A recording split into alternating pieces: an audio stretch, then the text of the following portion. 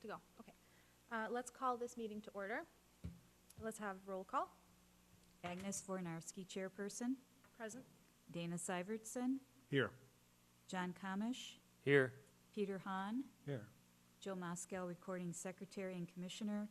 And Ed Madden may be absent. Are we expecting him? He said he probably wouldn't be able to make it. Okay. We have a quorum present. Okay. Approval of minutes of the regular meeting of September 14th. I make the motion that we approve the minutes as drawn. I'll second. All in favor? Aye. Okay. Minutes approved. And we move on to old business. The Morava Nature Center and Prospect Heights Park District meeting about storyboards. It was actually also a meeting with the library representative. So they had we had mentioned at a previous meeting, the idea for storyboards along the gravel walkway there at Morava.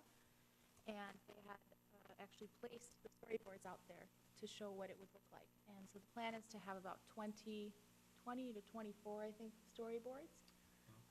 And so the park district, the library would be paying for all of the boards, installation. They would swap it out. This would be from March to October, and it would run a different story every 3 months. So, and it would be about nature. So we just met. Children's stories? They're children's stories, Okay. yes. They're children's stories. I think more geared towards grammar school children, younger population. And they wouldn't be permanent, so they're hoping that someday there could be an Eagle Scout project. But for now, they would be. Eagle Scout project. So it sounds just like a great idea. I think they just really wanted us to see if it would interfere with the signage that we were planning, or if it would Yeah. somehow.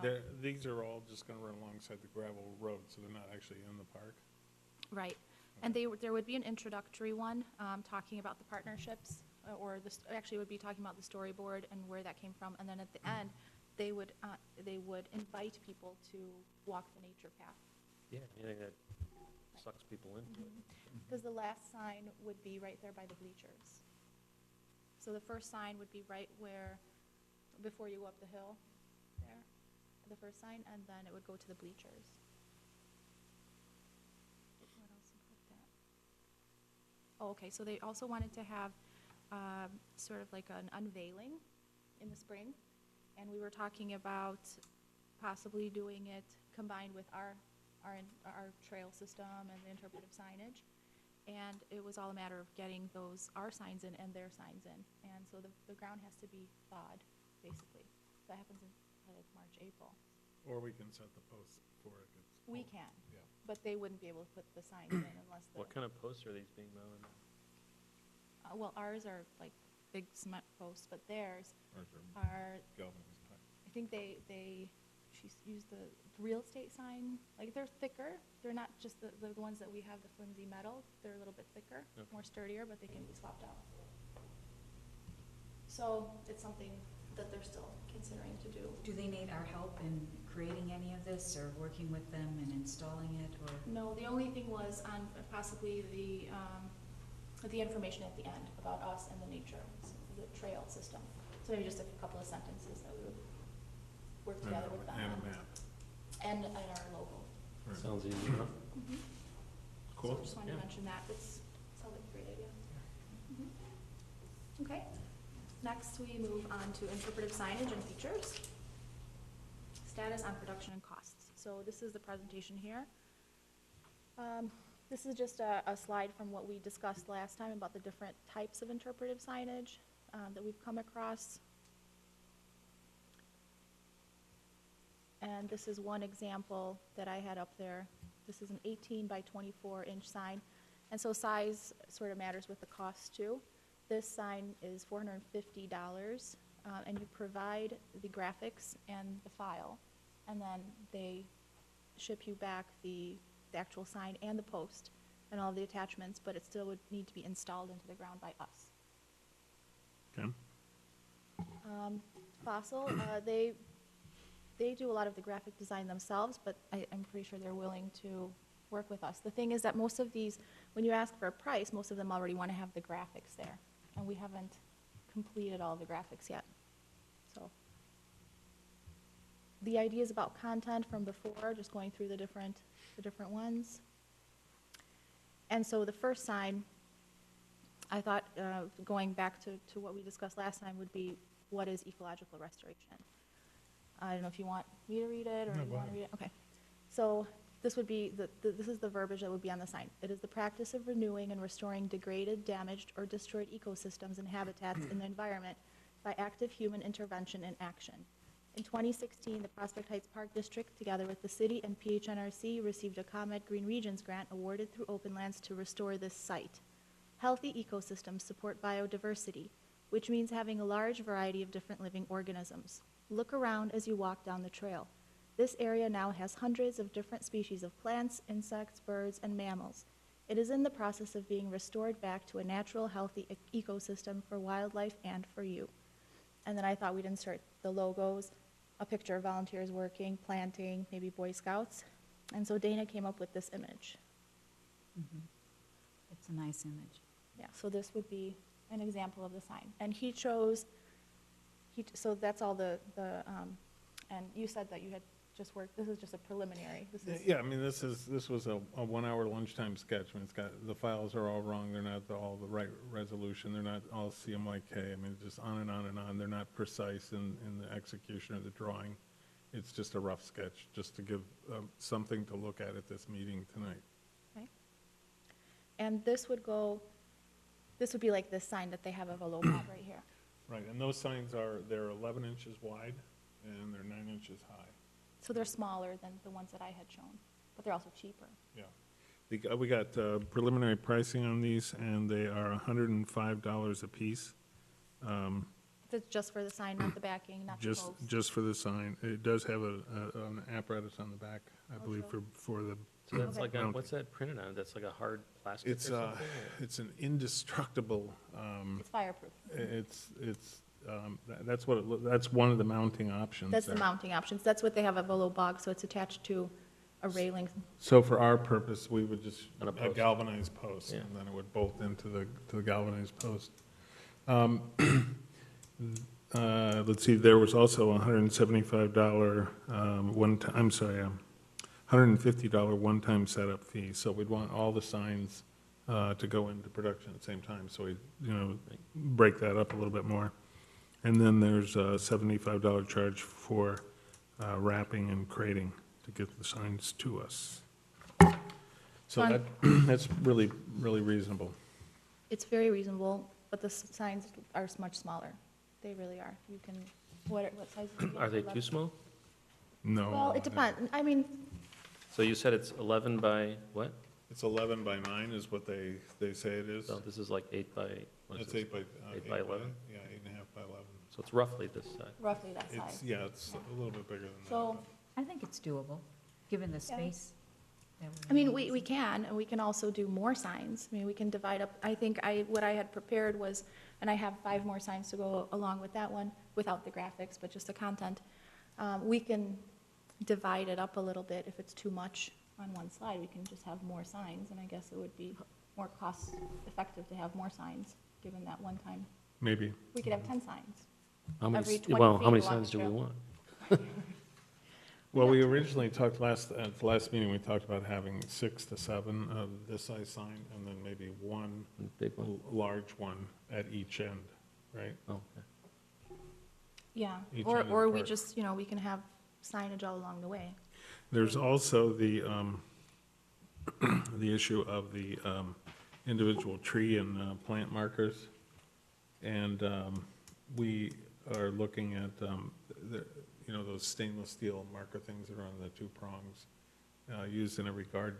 I was going to take a couple of blanks to our guys up in Buffalo Grove and have them laser engrave it and see what it looks like. Just more durable if it's engraved, Okay. thicker. And it's panel. real simple to install, so that might be the best solution for We that. don't have that on here, but it would probably be around, not more than I think- $300 for labeling, not all of the trees, but Yeah, at somewhere least in every species Mhm. in there, and then some of the plants and the shrubs. What's the content on the other sign? Okay. So the content on the other side is protecting the watershed. You are standing in an important ecosystem that drains the area in the map. So we're going to have a map of a watershed. A watershed is an area that includes a particular river, lake, and all of the streams that flow into it. Our watershed is part of a larger watershed that eventually drains into the Des Plaines River, then the Illinois and Mississippi rivers until the water gets to the Gulf of Mexico. Stormwater runoff is rainfall that flows over the ground surface. It is created when rain falls on roads, driveways, parking lots, rooftops, and other paved surfaces that do not allow water to soak into the ground. Stormwater runoff is the #1 cause of stream impairment in urban areas because it can carry pollutants, pesticides, and excess fertilizers into bays, rivers, lakes, and groundwater. Remember that what goes in your storm drain can find its way into our water sources. And it was just going to be a map of the watershed. Great. One slide that I don't have here and was thinking of including is sort of like what can you do slide, you know, with rain barrels and Yeah. watching what you do with, but the next slide would be this one, riparian equals river. The plants, shrubs, and trees along the river provide shade, cover, and organic matter that support many cycles of life along this wildlife corridor. Riparian zones along streams and rivers connect animal populations, allowing for safe habitat and migration for many species. Macroinvertebrates are small organisms that live in the creek that are visible to the naked eye. Sampling them is one way to see how healthy the creek is. Some macroinvertebrates, such as mayfly larvae, can only live in very clean, pristine streams. Others, like leeches, can live in polluted, dirty, silty water. You can monitor the change in quality over time by comparing the different macroinvertebrates. And that would be a picture of macroinvertebrates, photos of, you know, some of the species that, like black-crowned night heron, leopard frog, mussels, fish. And then there's a cute one that I saw from a different slide, someone else's idea. How many animal species use river areas for food, water, cover, and migration? And there was 4 pie charts, and then it showed 90% of birds, 80% of mammals, 72% of reptiles, and 70% of amphibians. That's great. So it's another idea. And then we talked about native plants. So why are native plants important? Native plants have deep, long root systems that can stabilize the soil and the shoreline. This can prevent the shore from eroding or washing away. Native plants can filter or absorb the runoff and some of the dangerous pollutants and fertilizers before they enter the creek. The native wildlife depends on native plants for survival. Plants, insects, reptiles, and birds together have evolved alongside of each other over thousands of years. They often have important relationships and depend on each other. Some native plants are host species for certain insects, which means that the insect needs that particular plant to breed or live, such as monarch butterflies and milkweed plants. And then we would insert an eroded bank versus a stabilized bank, picture of natives, and the underground rainforest, where you show all of those, the long roots, and then maybe a picture of a monarch on a milkweed. What do you think? So far, I think all of them are really nicely informative and concise and, yeah. They cover a lot. Yeah, and if the signs end up being small, we can always divide it up a little bit too, you know, like. How big are these now, Agnes, these signs? Well, I had them prepared for the a little bit larger signs. Like this one, I don't think would fit on that sign, No. this next one. But like I said, we can make the information less, or, I mean, the very first slide that I had fit on that one that Dana had an example of, so. These signs may also be large, available in the same shape format, but larger. So it's just something I gotta check on. Right, it's just, for now, the content, if we can work out the content and the graphics, we can get a set price. So the last one that I had prepared was, I think it's the last one, invasive plants can take over. Invasive plants can completely take over an area and not allow anything else to grow. That is what happened to this woodland. Invasive buckthorn, honeysuckle, and reed canary grass spread through the area over the years, and what remained was a degraded thicket that wildlife could not use. Buckthorn even emits a chemical into the soil called emodin, which is toxic to amphibian embryos. Where there was buckthorn near water, there were no frogs, toads, or salamanders. What makes a plant behave so badly? Invasive plants are often plants that have been brought here from far away, such as Europe or Asia.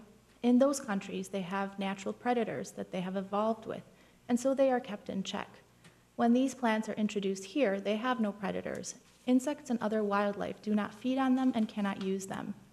The plants can acquire mutations, well, maybe that's a little too much, can acquire mutations and abilities to gain strength and take over natural communities, often completely disrupting the ecosystem and the biodiversity that wildlife depends on. Yeah, maybe this should be divided up. What did we do? The entire community came together with the guidance of the PHNRC. Volunteers worked very hard every other Sunday for almost a year to remove thickets of invasive buckthorn. Thanks to them, biodiversity and ecological health are being restored.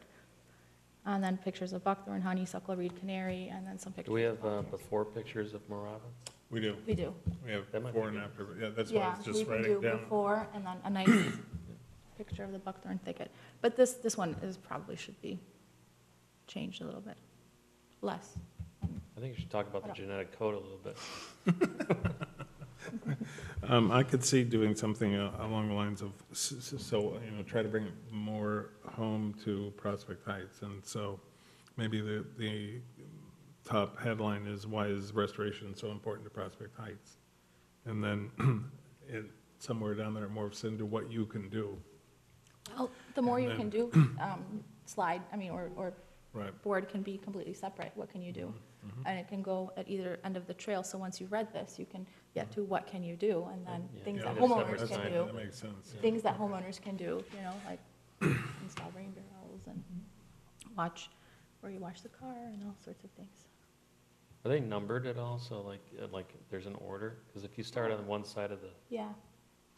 Well, placement, That's a good idea. You put a little number right in the top corner. yeah. that's what the storyboard does, but that's really a story, so it starts, it has a beginning and an end. I was thinking even placement-wise, like we put the one closer to the creek, where we talk about wetlands and riparian and river corridors, and then we put, you know, the part about restoration near the entrance, or the one in the woodland, near the woodland, things like that. Mhm. With numbering, Yeah, that you makes can tell a little story. What do you guys think about that? Yeah. I think they should be numbered. Yeah, okay. So where do we start? Elm or pine? I don't think it matters, really. There's probably more traffic coming from the library than Right. Elm, Okay, so that might be, I would agree that most people would enter on that side. The thing is, the summary is going to be well, I guess they walk the whole thing, it doesn't matter. Yeah, the what can you do will be at pine then? I guess, yeah. I mean, we can divide this up even further, and there's other topics we can talk about. You don't want to kill it with signs though either. I mean, you know what I mean? Right. Is there any way, I mean, these signs will probably be up for like about a year or two, and then maybe at the end of a year or two, we We would, change them? yeah. Is there any thought of that? There's cost to that. is cost to it? I mean, no, I think we were thinking, I mean, these things are guaranteed for like 10 years or something. Because I think to keep it more interesting, you know, the same sign is there for 5. Well, Agnes originally had some ideas about doing temporal signs where they're permanent, but they can be changed on a temporary basis. For instance, Like a chalkboard? like a chalkboard, and you could go out and say, you know, the tall American bellflower is Blooming right now. today. Right. Can you see that? Or So- cardinal flower is now, and this is why cardinal flower is important, or these are the Yeah. insects that use cardinal flower. And we can include that. Yeah, we've sort of gotten away from that as part of the dialogue. I think we really need to do that. to- It would be right, great. To come back to that. Mhm. Yes. That At really least would be- maybe have one or two that you can add content to, but keep some permanent ones. Yeah, for Okay. instance, I think we need a the baseline. stairs coming up from the Right. tennis court, when and if they ever get built, that would be a perfect place for an interactive, changeable sign. Because you could pull right up in the parking lot and change it, and then get back in your car and leave. Well, it's not that far to walk to in here, but, Yeah, I agree. so what sort of interchangeable sign then? Are Well, I don't know, like- I haven't thought about it or By, looked by at formats. season, what's blooming, Okay, what's happening, if they may not be seeing anything, but this is what's happening underneath. right, this the is ground. should it be a sort of chalkboard or? I'll look for something some else? samples or, Okay. you know, Could it- ideas. Could it not be like an enclosed sign where we have a key and you open it up and Mm-hmm. a It could be. chalkboard? Not, yeah. Chalkboard. Not chalkboard. worries Washes me a- away? Worries me a little bit. No, Oh, not chalkboard, I mean- vandalism? That, People adding drawing on it, things. adding things on it. Yeah. No, no, right. Yeah. it would be inside Whoops, the it needs to case. be- Oh, well, that's what Jill is saying, that it would be inside Enclosed. A locked case. a locked case. Yeah, No. let's look into a locked Glass. case. Yeah. Maybe Um, someone could build it for us. Probably find a lock case like that that's weatherproof already, and then just, even if you just use chalk paint on the back. It has to be fireproof too, or it should be fireproof, unless, well, I mean, when we burn there, we can protect it, but it's just something more to worry about. Okay. At least the post should be fireproof. Yeah, I Post think, that it's on. I'd advocate that all the posts be metal. Yeah. That's a good mechanism to change the signs, is just burn them all. And then, Every 3 to 4 years. sorry. Okay, so how many of those locked case interchangeable signs do we want to? It depends on budget and price, and Okay, we'll talk about that I'd next. say like at least one, At least one, possibly 2 or 3. Just depends. Yeah. okay. All right, so let's see, is that the last one? Yeah, that's the last one there. So that's what I have so far, but that was 5. And, Nice work. Yeah, good job. Yeah, Nice very work. good. yeah, it's the last one, needs a little work, but we had said 6 to 8, so that was 5. So then the 6th one will be the what can you do? And then we'll talk about those 3 other ones, right? Okay. Mhm. Great.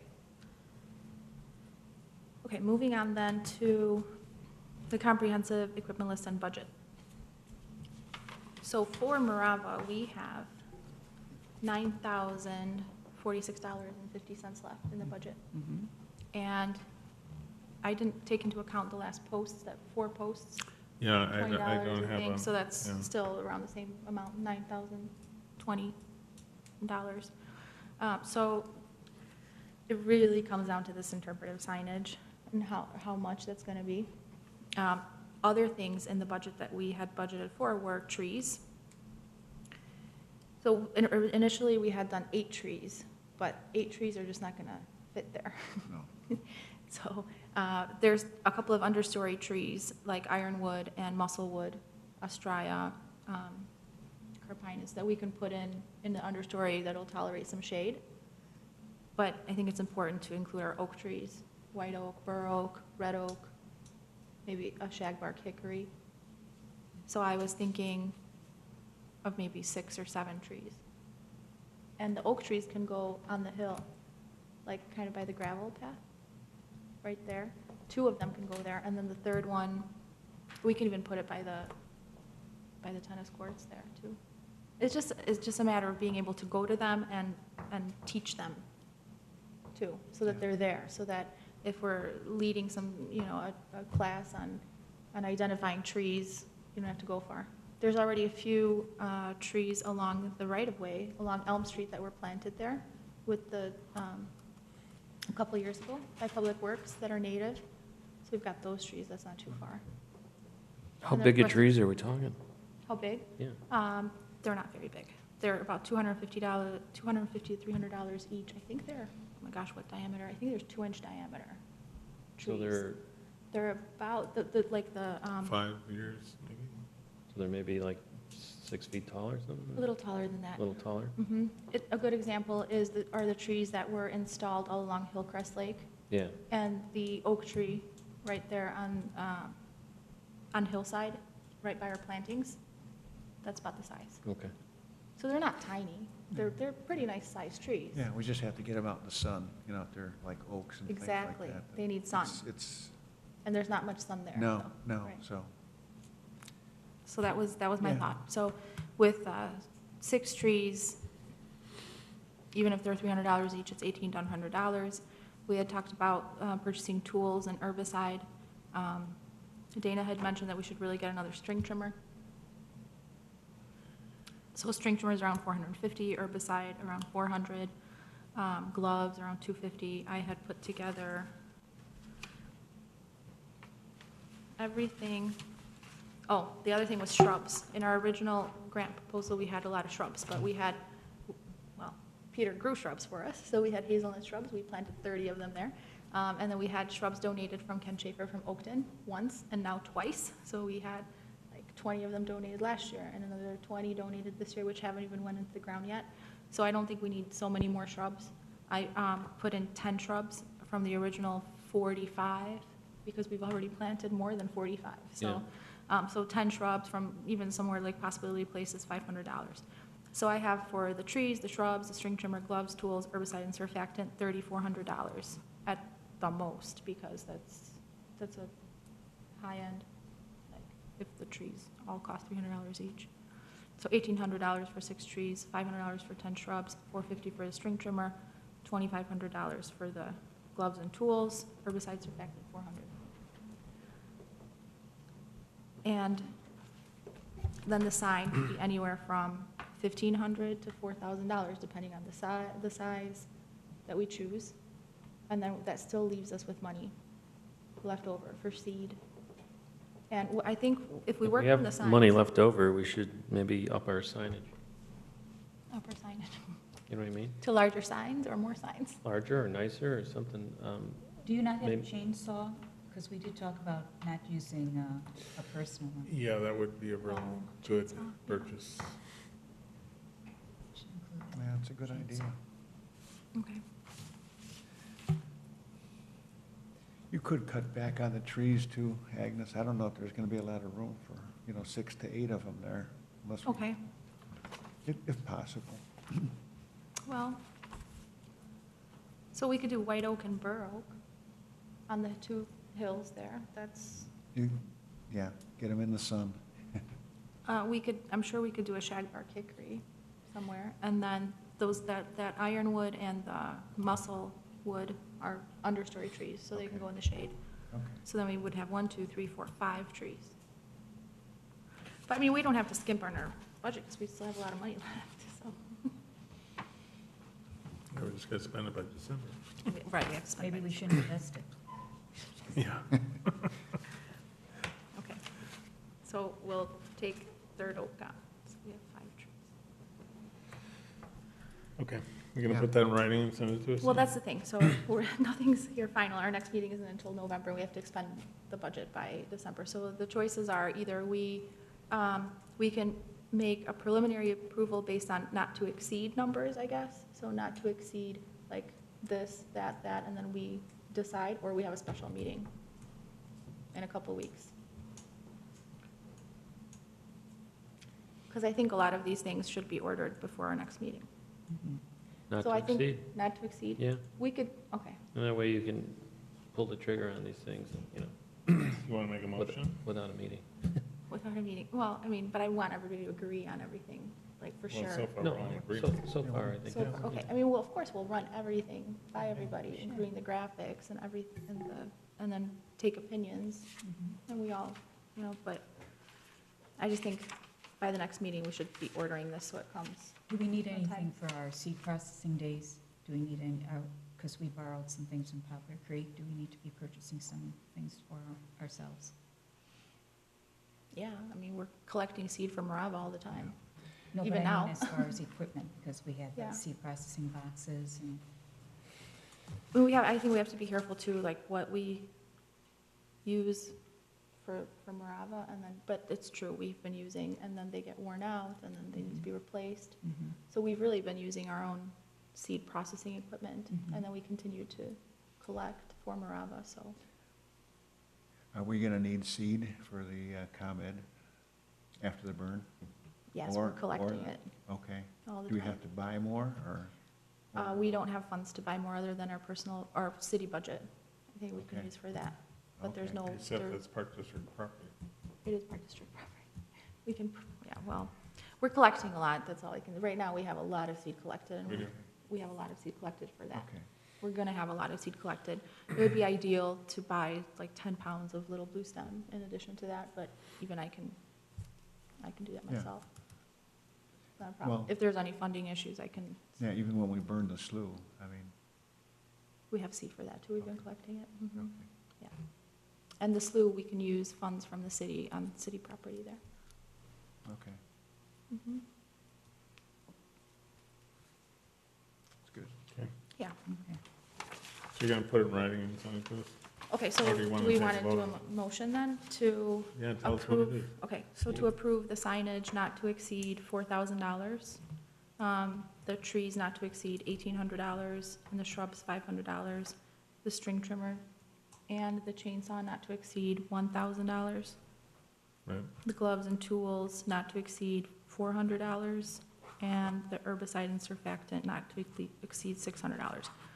And of course, nothing's gonna exceed, because I think those numbers add up to more than $9,000, but just so that we have Okay. a, Yeah, That's good. I make the motion that we approve that as you just stated it. I'll second. all in favor? Aye. Aye. Okay, great. Peter, you think that's okay to do it that way? Is that okay to do it that way? Yeah, agreeing on the, Yeah, okay, so that's good. all right, Prairie Week. Yes, Prairie Week turned out really, really good. There was an event almost every day of the week. We started out with DDA's show, which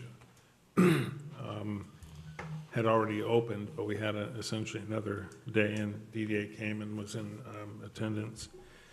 It was really terrific show, followed by the commissioner's talk on the slough, which I thought everybody did a fantastic job. We had a really large attendance there. I think it was the largest attendance Over we've had. 50, yeah, over 50 Yeah. people. It's nice. What was interesting is I didn't recognize a lot of those people. Mhm. I'd never seen most of them before. I think some of that has to do with Maria at the library and posting the stuff on the community board. I think that got a lot of people in there. What was really interesting is after the talk, the number of people who showed up at the Bird Walk because they went to the talk, and that was really interesting. There We was had to like- have 2 buses for Yeah, the we had to walk. have 2 buses for the Bird Walk. There's 20 participants for the Mhm. bird walk. Wow. And then on the Wednesday, we moved seed collection from the Remnant Prairie to our ComEd Prairie. And that was just a spectacular evening. It was beautiful temperature, great lighting condition, just really, really, really nice. Thursday, what did we do Thursday? Thursday was the prairie tour. Yeah, Prairie Tour, which we had absolutely no one attend. So Agnes and I Aw. just sat there and Sounds looked, okay. watched the sun go down and We left. went home. And then on Sunday, we had the Bird Walk, and like I said, we had 22 people. Saturday, we had the bird walk. Saturday. Right, 20 people. Mhm. So, all in all, we only added one extra event that no one came to, and all the Mhm. rest of those things were already Very scheduled attended. as regular things. So, next year, I'd like to make more of a concerted effort, and I'd be totally happy to spearhead that and make it a more of an interactive thing for the community. I think the seed collection is really a prairie walk, so that's probably why, Yeah, It's true, that was, yeah. so, We, there were a lot of people there too. right, there was a lot of people during the seed collection, so I feel like they were already there, maybe. right, and so they they're didn't- not gonna prairie walk, they Right, they're just not- did it. Right, they just did it, yeah. Maybe if we had had it at a different location, something to think of for next year. Like if the prairie walk was at the Remnant Prairie and the seed collection was at that prairie, maybe. If people hadn't seen the other one for a while, they would come. Well. Okay. So, That leads right into the Nature Speaks Our program. And Jill, I thought you did a fantastic job, John, Thank you. everybody. I mean, I don't know if you guys have anything to add to it, we've already sort of discussed it, but, It was great, Very professional, really good, really. it was too bad we couldn't get it videoed, but right, that was very had nice. nothing but great feedback on that. Yeah. So, They're really great. Well, they say that you can always judge a presentation by if there are questions afterwards, and people were coming up to us afterwards to talk, and I heard people exclaiming in the audience, particularly when we were showing pictures. We had people's attention, and I thought Yeah, that it was was great. Yeah, there was some oohs and ahs and, Yeah, excellent. yeah, it was really great. I think, who was it, one of the volunteers told me last time, you should put that presentation on the road. So you We're guys gonna are, be roadies then, huh? And that was a really. Charge that's a- admission. Right. Okay, so shall we move on then to new business? Sure. Okay, seed collection update. We've collected a lot of seed already, surprisingly, but we have that seed processing rack that was donated from Poplar Creek. It has 8 full trays for seeds. It's full. It's full. There's 3 picnic tables that are 3 trays stacked high, and this is just the beginning. So we're good. So far, we're good. I mean, of course, the more seed we collect, the better, because part of the seed collection, we're trying to get as much seed as we can for the prairie after the burn. Of course, there's other sites. And we'll talk about some of the seed collection activities, I think, later on, but we're doing really good with seed. Yeah, Especially since all Peter the- collected a third of it, too. Yeah, all the actual collection dates have been really well attended to. Right, That's that's good. a lot big of part of people, it. yeah. We've had 12 people come out to collect seed. On Wednesday? Yeah, on Wow. Wednesdays. Wow. A lot of 12, people really? come out on Yeah. Wednesdays, Aaron, yes. I wish I could make those. It's really cool. I know, with 'cause the Wednesdays are bad sunsets for and the you. lights, Greg. Yeah. Well, we moved this one. This one was canceled. I because of know, the that's rain. the one I could have made, actually. Well, we moved it to I Friday. can't make tomorrow. now. Oh, no. All right, well, someday. Yeah, Someday. we'll get it. All right, so that's my update about seed collection. Progress reports from the work sites. Heron Pond looks really great. One thing, and Christina's not here to discuss this, the Park District, but I think it's something that we should discuss with the Park District, with her and Dino. Just because I think there's just, Cutting down trees and piling them on the side. yeah. So there were some trees cut and they're piled on the side of the creek, and, yeah. And so the tree that fell into the pond was removed, although it was such great habitat for the Yeah, it was. herons. I mean, I saw like 3 herons on that tree, on Yeah. that snag. And so that was all removed. Probably under pressure from the residents surrounding the area, but I don't know if, like, we put so much work into it. and Well, then- a question, if they want us to do the restoration, who's in charge of Decision-making. decision-making Yeah. and then maintenance beyond this point? And maybe that should be clarified. Mhm. I It agree. seems like there's 2 separate brains acting independent on these things sometimes. Mhm. Yeah, I agree. And if it was just a one-time deal where we help them purchase seed and clear and try to stabilize the shoreline, I'm okay with that. I mean, not okay with that, because I'd prefer to keep going, but if it's gonna be, then later on, putting huge, I mean, the stumps, there's no way to move, it's just half of the large tree placed right on the bank over all of those impatiens and all of the, I mean, the plants that are stabilizing the shoreline. Nothing that we planted, but still, it's just not, it's detrimental, it's not a positive thing, so it's just a conversation we need to have. Yeah. We haven't had that conversation Yeah. with them, so, that's all. Otherwise, it looks beautiful. I mean, No, all it's the looking plants are really coming good. in, the erosion control blankets completely worked, there's a lot of plants coming in, there's hardly any invasives, a few resprouts, all the plants took off. I mean, we saw close to 100 monarch butterflies on the milkweeds that we planted when we walked by. Okay. Everything survived, we didn't even have to water it much, and even the grasses on the shoreline that are stabilizing the bank, Looking good. they're looking really good. Next year, they'll look even better, so, Sounds good. it's just a few things. So Morava Nature Center. I don't know, I mean, You Uh, talk- We're closing in on finishing it. We still need to have the conversation about the steps and the dumping with Christina at some point, so that could be an extension of the Heron Pond conversation. okay. We just have not had the opportunity to sit down with her in a long time, so. But I mean, I think it looks great.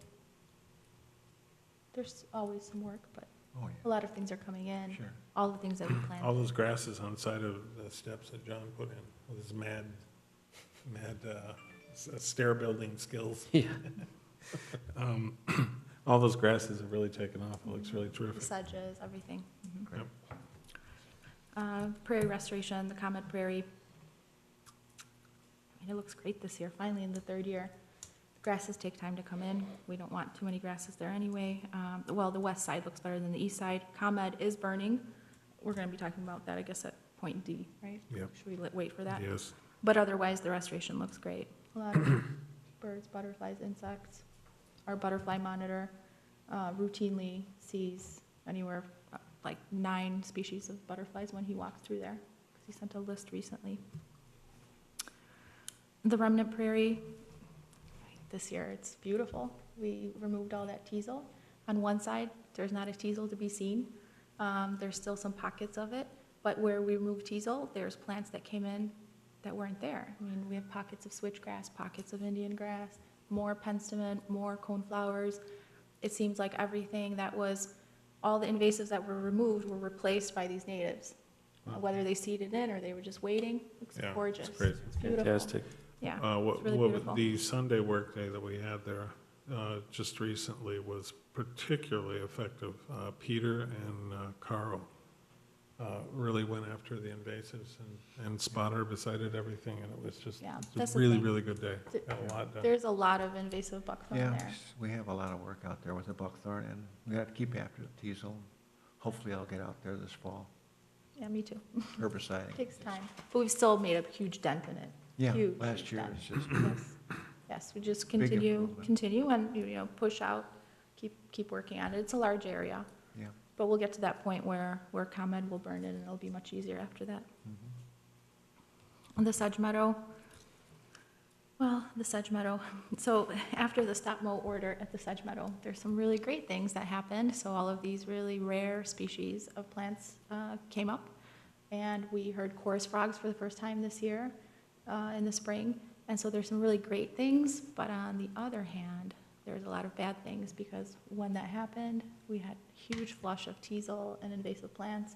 And so it was it became impossible to control this summer. So we're sort of, I'd say a couple of steps forward, definitely a step backward with that.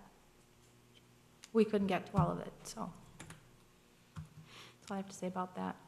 I mean, we can always return it back to mowing, but, I mean, I saw winged loosestrife there this year, and more of those, the yellow loosestrife, the rare yellow loosestrife, so. Yeah, the teasel is, you just have to, more herbicide, I think, Yeah. The cutting helps, Yeah. but the herbiciding really, Yeah, late in the year, have to get after it. right, the rosettes. Yep. Yeah, it did work too, to cut a lot of it with the volunteers does and help, yeah. stacking it. Yeah. Every bit. It's just, we have to, just more work, but that's that. The slough, we'll have several work days there this winter. We'll put down more seed. It's coming along. And Tully Park. I have not been to Tully Park, Jill. do I you have a summary, yes. 20 species of native plants were blooming in Tully Park this summer. For example, bottlebrush, ryegrass, side oats, and several reed-type grasses. Flowering plants included cardinal flower, rudbeckia, coneflower, lobelia, monkey flower, iron reed, asters, monarda, and white snakeroot. We did have a seed collecting occur on Tuesday evening, October 3rd. We will have more seed gathering days within the next week or two. We will be seeking assistance from the NRC for an invasive removal and final burn this fall. Regarding the building of Harvest Bible Church, our new neighbors, the residents of Tully Park are disappointed that the landscaping will not be installed as we were originally informed.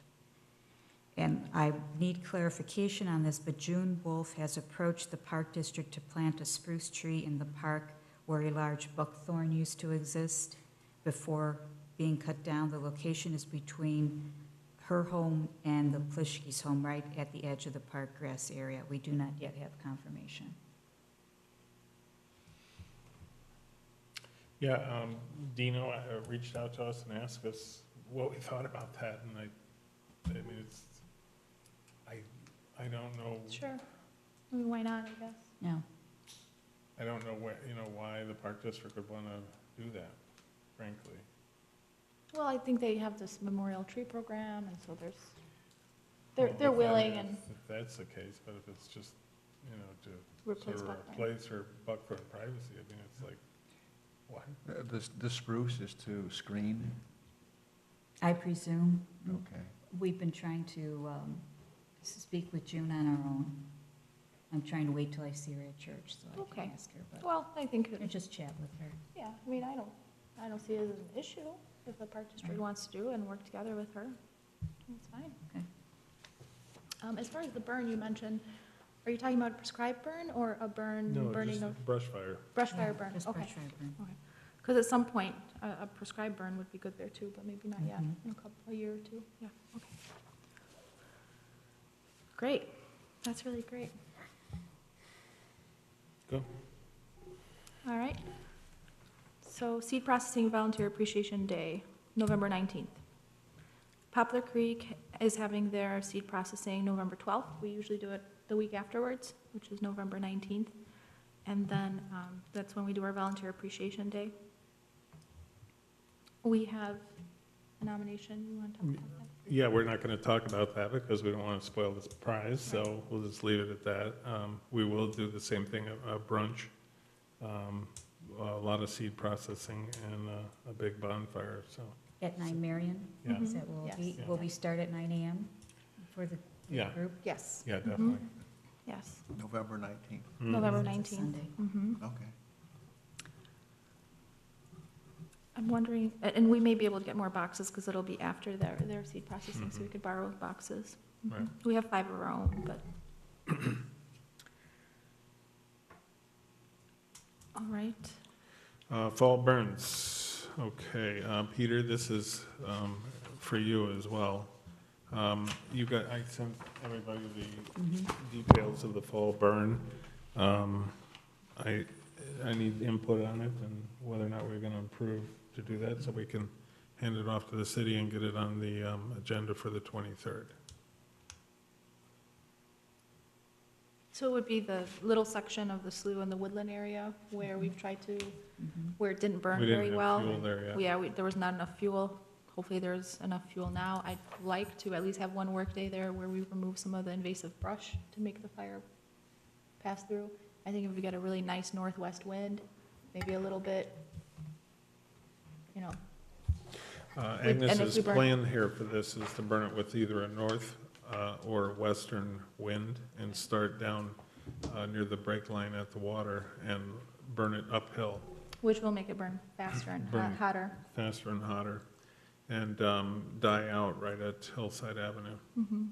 I think that way we can get a good burn in. Right, and so Maybe- the area we're considering is from Elmhurst Road to the plantings at Terry's house. It's a really small area. Very small Shouldn't take area. more than an hour, but it's the area that didn't burn last, so. So, are you guys okay with this? We need to approve it? Yes, Yes. and I Okay. would be available as a volunteer help out. Okay. I'll make the motion then that we approve the fall burn plan as crafted. I'll second. All in favor? Aye. Aye. Great. Okay, to that I need to add that, and Peter, this is, I'll give you a copy of this, and I can give it to you electronically as well.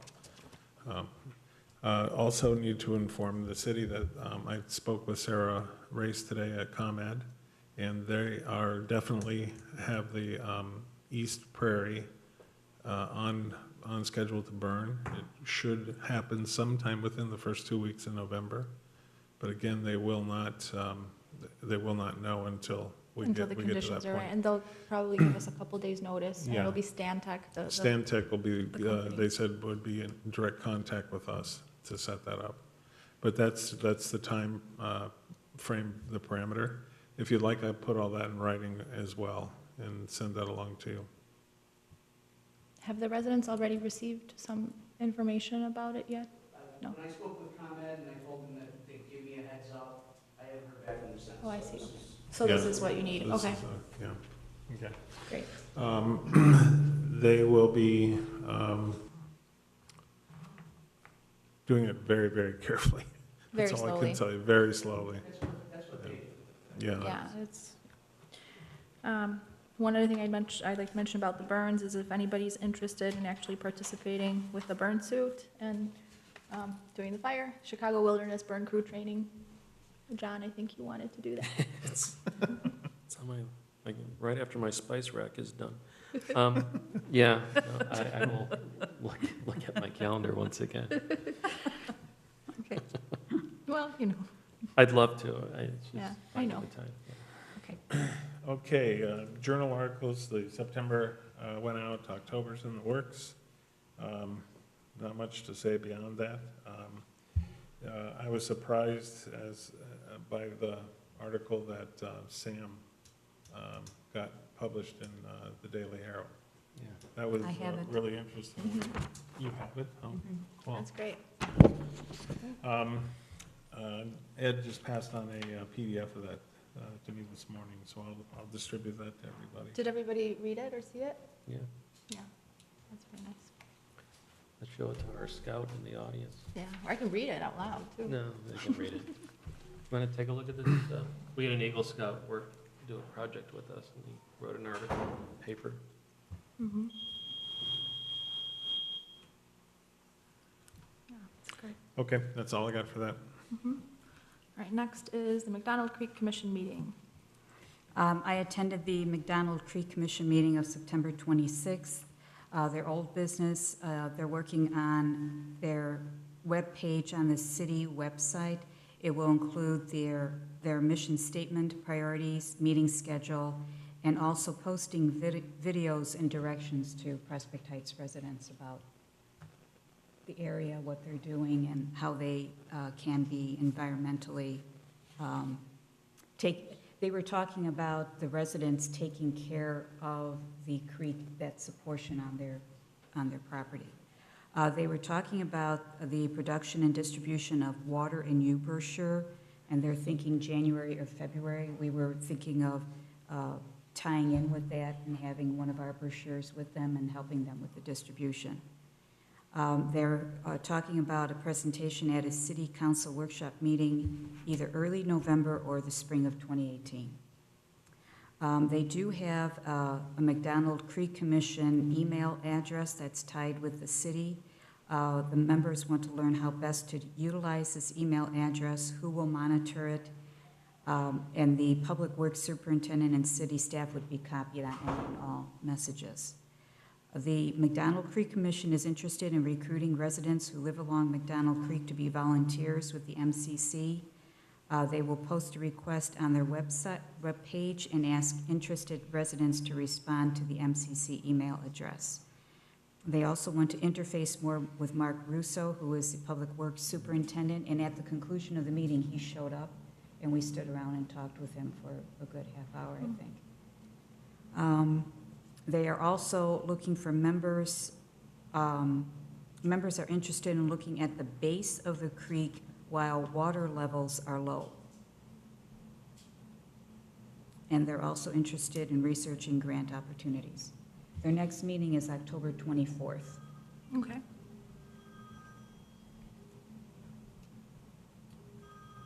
So we should have some, that's my phone. We should have someone attend Someone attend. the meeting. Let me look.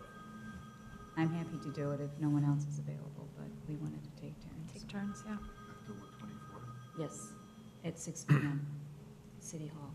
I could probably swing that, Jill. Can you? Yeah. Thanks, John. Okay, Yay, John. thank you.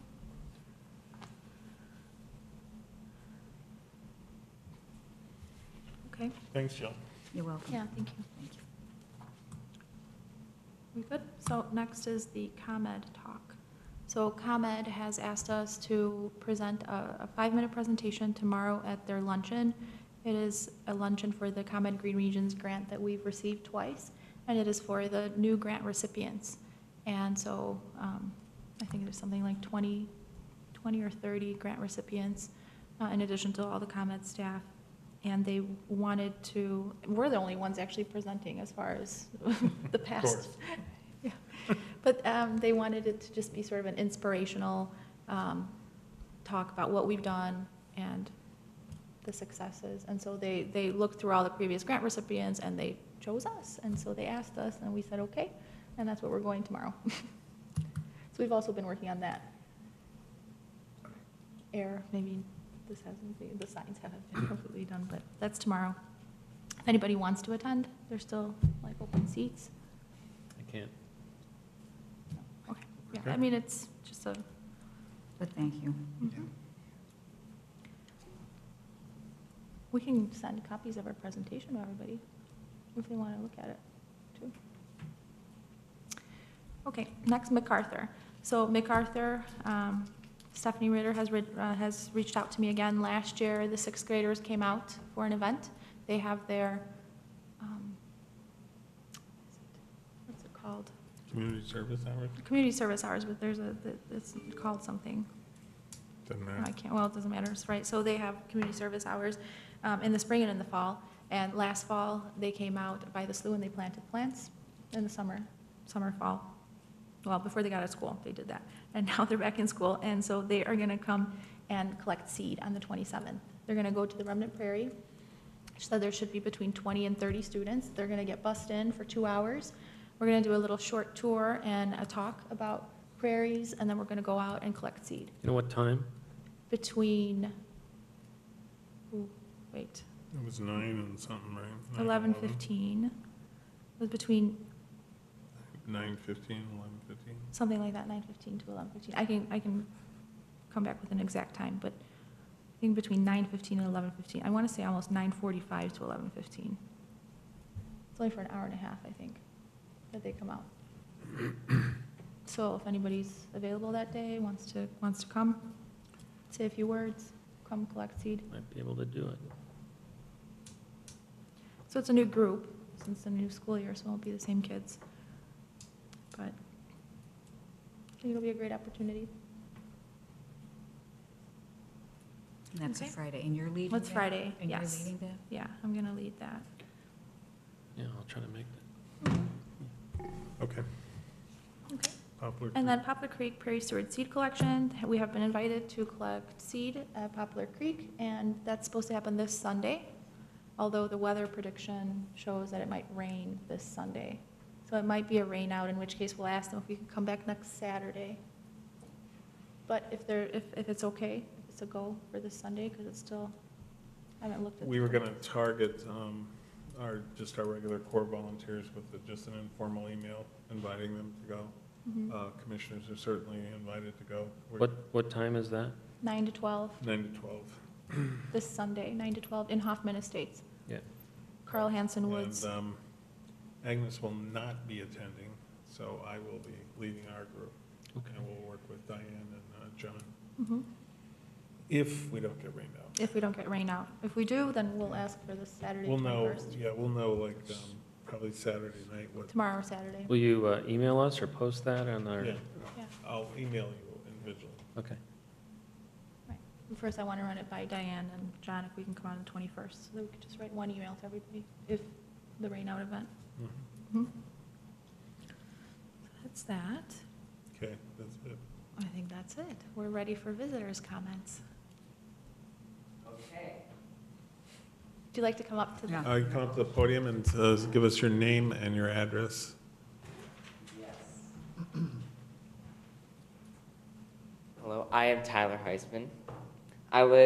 My address, right? Hmm. I live 1985 Rochelle Court. That's in Wheeling, Illinois, though. Okay, that's fine. It's in like the Avalon neighborhood behind. Mhm.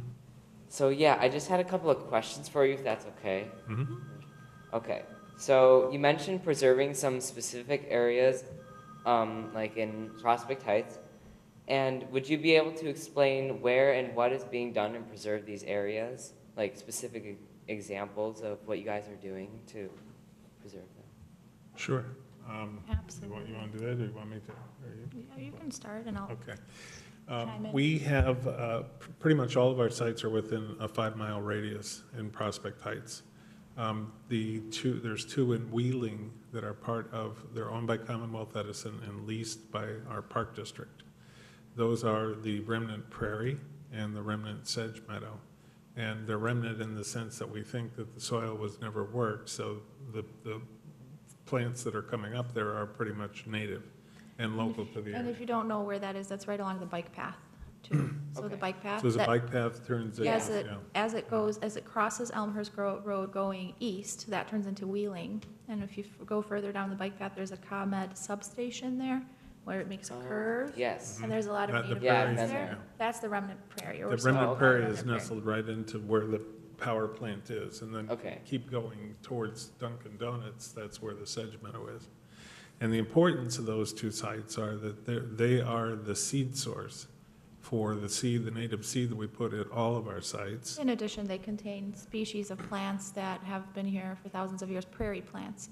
And so somehow they survived in those areas, and we're nurturing that area to restore it. And by restore, most of the things that we do is remove the invasive plants that have been found there. And so all across our landscape, plants have been introduced from other countries, and they've become invasive. And so they choke out areas, and very soon you have only the invasives, and you don't have 100 different species of prairie plants. You have just a big thicket of buckthorn and reed canary. So really changes the landscape. What we do is we remove those invasive plants. That's one of the things we do. So in terms of the actual sites that we're working in restoration, right over at the Morava Center behind the tennis courts, Okay. there's a parcel of land that goes from Elm Street to Pine Street. It's about 2 acres. It was a formerly buckthorn infested dump site and a party haven. We actually received a Commonwealth Edison grant and a matching grant from the city and the Park District to restore that area. We went in and took out all the buckthorn and renaturalized it, and that's where Sam Scovey did his Eagle Scout project with the trail and the stepping stones going And through it. sometimes when you do remove the invasive plants, native plants will just bounce back because they're just waiting in the seed bank, like by the wetland, where the soil has been moist and there's sort of anaerobic conditions. When we took away that buckthorn, we saw Michigan lilies come up on their own. We didn't have to put them there. They were always there, they're just waiting. But then other areas that have been very degraded or have just for a very long time, or maybe have been plowed, all sorts of different reasons why there is no native seed bank, then we have to reintroduce those native plants. And we do that either by introducing seed of the native plants or by purchasing plugs. What we do now, actually, we grow our own plants because plants can be expensive. In the first grant, it cost $10,000 for 7,000 plants. So we all got greenhouses, and so now we grew 30,000 plants on our own. So we saved a lot of money. That was the first year, and then the second year was This year was 25,000. 20,000. So Yeah. this way, when we collect the seed, some of the seed we just put down on the soil, but some of the seed we grow in greenhouses, and then they're sort of given a better start. And we reintroduce the plants that have been here for thousands of years that the wildlife depends on using those methods. And so we try to restore those natural ecosystems. But just briefly, the other sites we have is prairie restoration. It was part of our first grant from Commonwealth Edison, which was to take 4.5 acres of just mowed turf grass underneath the power lines from Elmhurst to almost Schoenbeck and turn that back into a prairie. So turf grass, it contains grasses that are not from here. They're not Native American grasses. They're usually European grasses that can tolerate different weather conditions and mowing.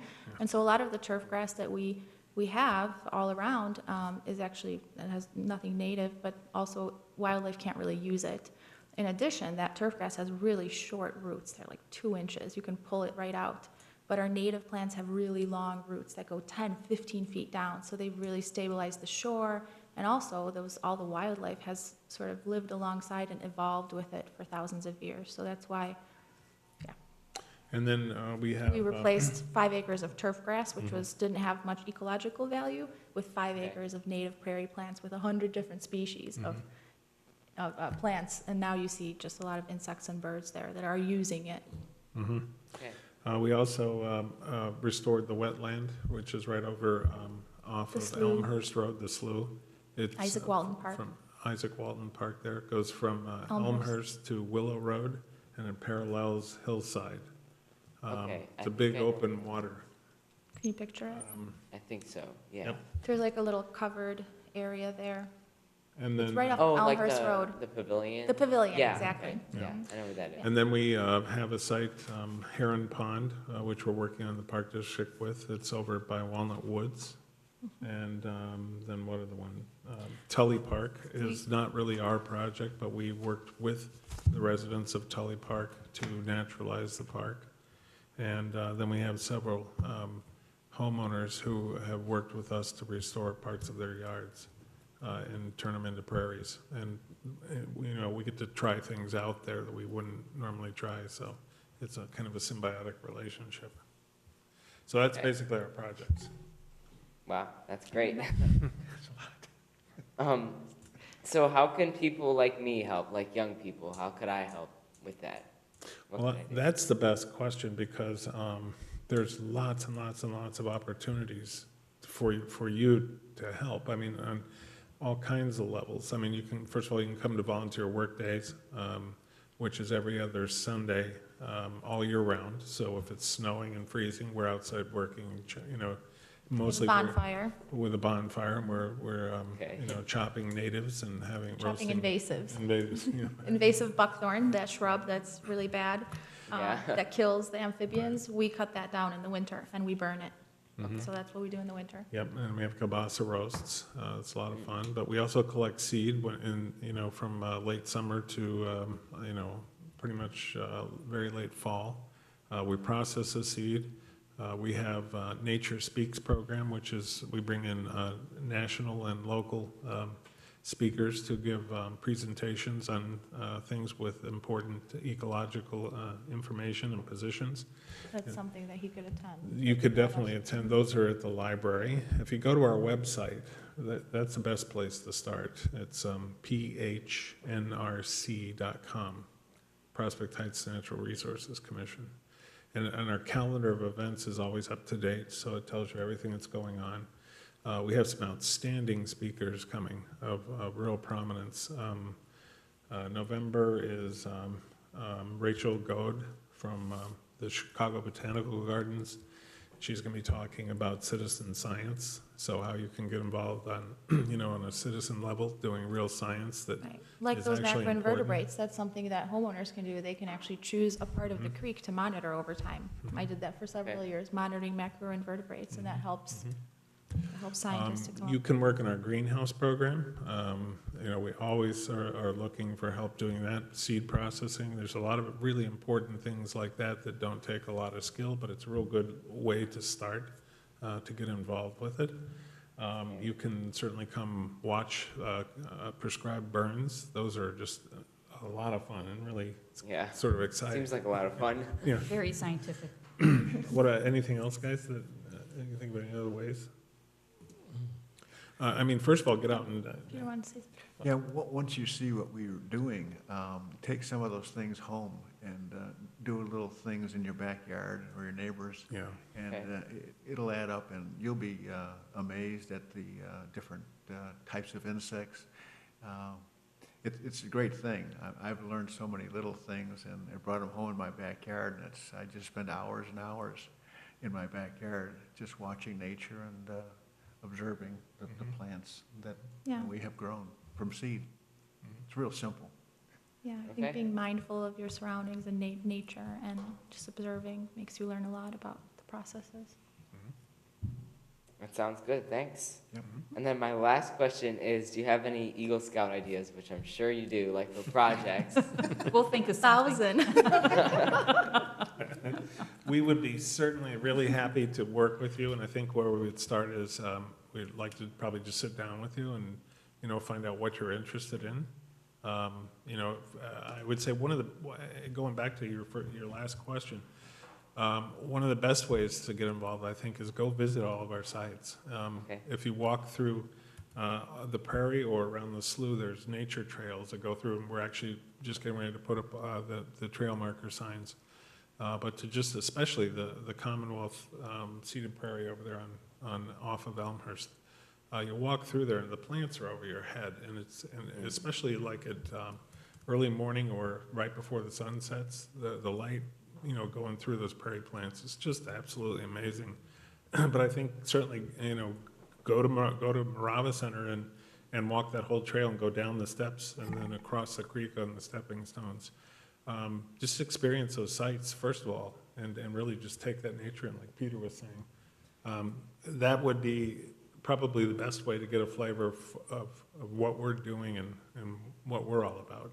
And then I think finding a project is mostly driven by, you know, your interest and what your skill set is, what your capabilities are, and then finding a need that we would have that would work well. But we would totally help you with it, totally Okay. totally committed to it. Anybody else? Yeah, Anybody else? the remnant prairie too, there are plants out there that you have never seen before. And I think you walk through that remnant prairie, Wheeling, you'll be amazed and, just take a look at those plants and think what you can do with them and observe. It really is interesting. You don't have to do a large scale like we're doing, but, a small scale in your backyard, it'll add up, little by little. Yeah, for instance, in the season, Peter and we did too, we raised monarchs. So, we're out looking at milkweed for eggs, and then we bring them into, we have a terrarium, so we put them in the terrarium, and then, you actually watch these things go from an egg to a caterpillar to a chrysalis to a butterfly that you're gonna release. And it is really amazing. And Peter, he has several, how many did you look at this year? Over 30. Yeah. So, Wow. and they're just, that whole life cycle process is just phenomenal. And to watch it day after day after day, it's really crazy. It's really good. So if you take an idea like that, or an observation, and it interests you, then you can start brainstorming and see maybe what type of project you could do as your Eagle Scout project, say Yeah. with monarchs or the milkweed, and Right. or any of these other avenues that we go here. And like they said, I think the boots on the ground and get out there and look, and join one of our work days and just see how it unfolds, and you might find some ideas that pop into your head, and we'll certainly help you if you need help with ideas and getting things in motion. All right. And we got if you got some evening, you've got a half hour or so to kill, we'll be glad to give you a tour of any one of the sites too. So, Okay. That sounds good. Thanks.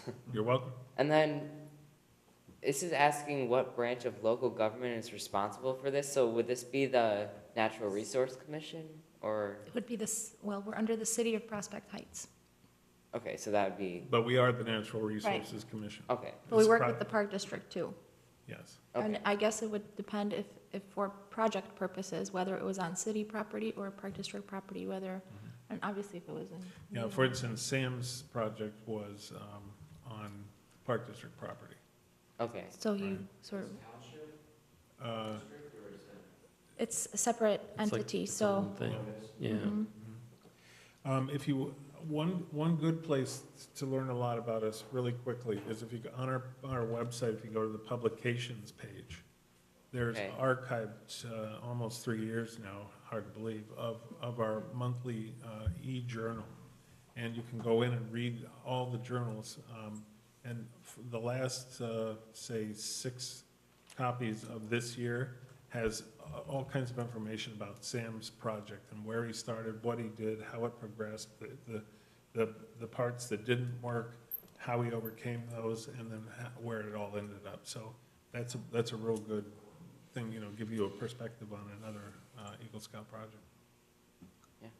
Okay? Thank you. I think that's all my questions. Thank you for listening and answering Oh, thank you for coming all of by. them. Absolutely. We appreciate it. Yeah, Thank thank you. you. Good luck. Yeah. Awesome. Motion to adjourn? I'll second it. All in favor? Aye. Aye.